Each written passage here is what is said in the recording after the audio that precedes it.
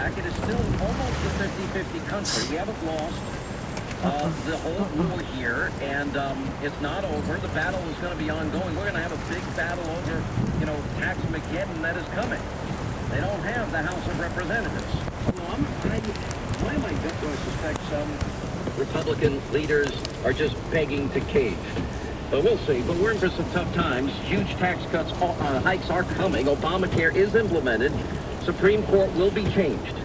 Now, there is our friend Ed Palmer of the Heritage Foundation. He says, look, there's no permanent victories, no permanent defeats in Washington, only a permanent struggle. There's truth to that. And Heritage has been engaged in the struggle now for 40 years. They've seen the cycles, the ebb and flow, and at some point, the conservatives will be called upon to save us from this socialist mess. It just depends how far down the road we're going to be. Now, don't forget, sign up at heritage.org.